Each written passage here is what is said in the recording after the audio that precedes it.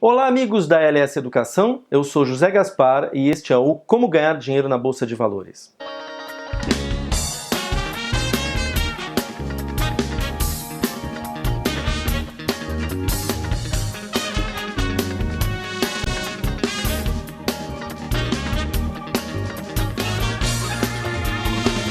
No vídeo de hoje nós vamos falar sobre o mapa mental do trader. Então o que é mapa mental? Mapa mental é um diagrama utilizado para você tentar abordar um determinado assunto, né? Para você tentar estudar ou tomar decisões ou criar ideias acerca de um assunto, né? Esse tipo de diagrama ele foi popularizado na década de 70 por um psicólogo inglês chamado Tony Buzan.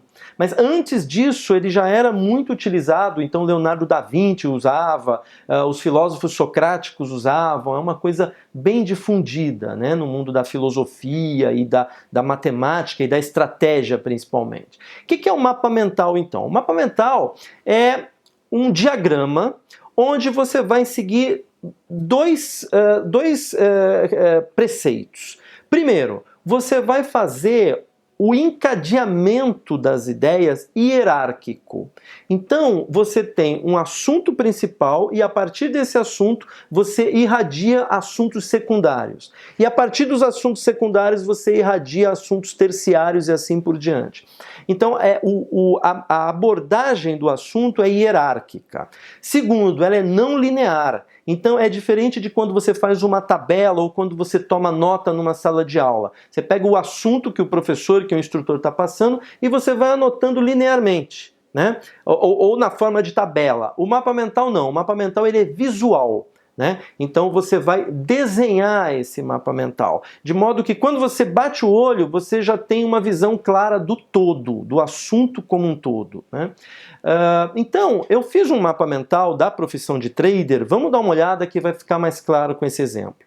Bom, aqui então nós temos o mapa mental do trader. Como vocês podem ver, um mapa mental ele sempre possui uma ideia central e a partir dessa ideia central você vai ramificando os conceitos, os tópicos que se relacionam a essa ideia, como se fossem capítulos de um livro, né?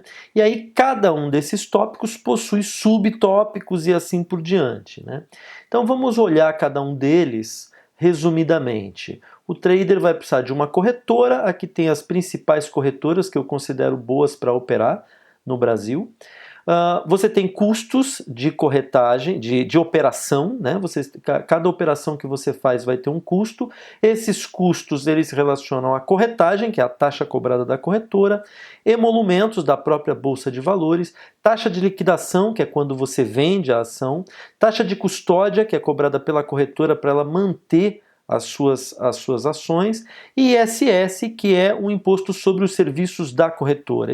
Todos esses custos têm que ser levados em consideração na hora de você operar. De todos esses aqui, a corretagem é o que mais impacta, né?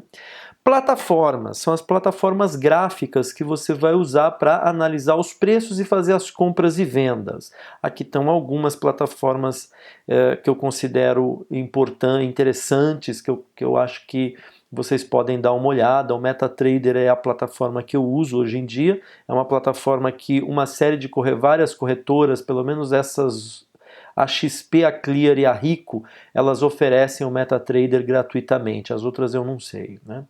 Bom, o método, você vai ter que ter um método para ser um trader. O método ele se resume em setup, controle de risco e escolha de ativos. O stop, na verdade, é uma maneira de controlar o risco. O stop poderia estar aqui, saindo do controle de risco, né?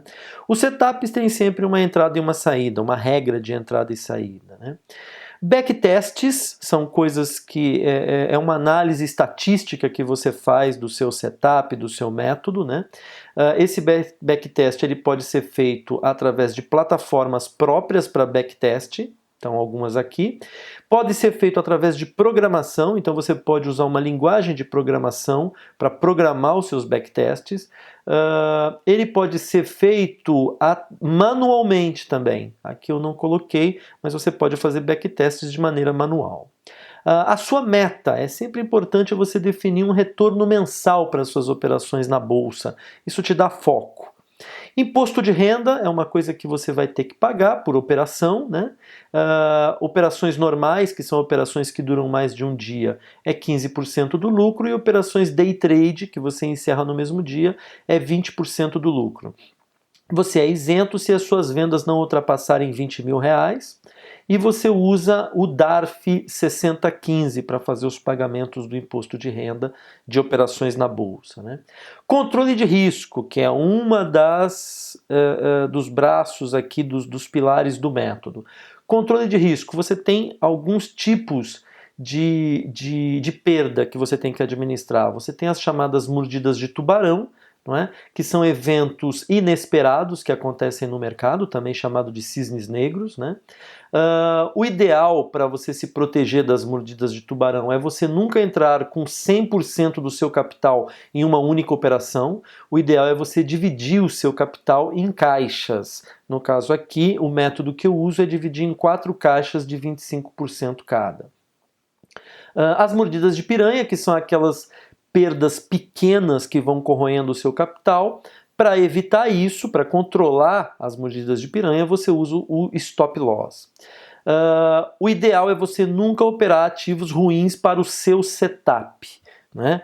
E para descobrir quais são os ativos ruins e bons para o seu setup, você faz backtests, né? E aí os mercados, em que mercado você vai querer atuar como trader? Você pode atuar no mercado de ações ou no mercado futuro, né? O mercado de ações ele tem também o derivativo, que são as opções. Bom, como vocês viram, esse é um exemplo. Você pode criar o seu mapa mental de trader a partir disso, colocando os elementos que você acha importantes para você, né? Mas pelo menos você já tem um ponto de partida aí. O mapa mental ele pode ser criado com papel e caneta e lápis, né? Ou você pode usar um software para fazer isso, né? Se você for no Google, digitar lá mapa mental software, vai aparecer um monte de programas que você pode usar. Tem programas gratuitos, tem programas pagos, né? Gratuito tem um muito bom chamado FreeMind, né? Digita no Google que você vai achar. Ele tem, se eu não me engano, tem para Mac e para PC. Né? Então você pode baixar e começar a usar. E tem programas com mais recursos, como o iMindMap, Mind Map, que é o que eu uso, esse mapa mental do trader eu fiz nele.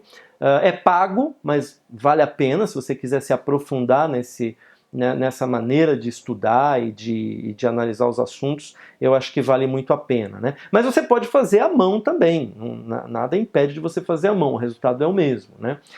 O importante, segundo o próprio Tony Buzan, é que você procure deixar o mapa o mais visual possível, né? Porque o nosso cérebro ele responde melhor a estímulos visuais do que a palavras e a listas e coisas assim, né?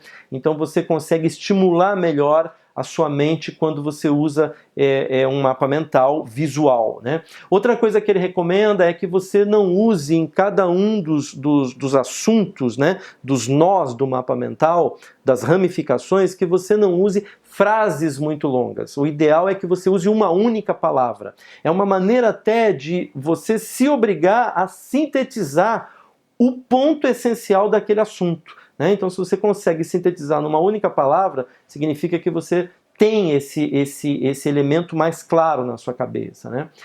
Cores é muito bacana você usar. Então, cada ramo tem uma cor, você faz de uma cor, né? Facilita quando você bate o olho, você já visualizar, abranger o assunto como um todo, né? Basicamente é isso por esse vídeo. Um abraço e até a próxima.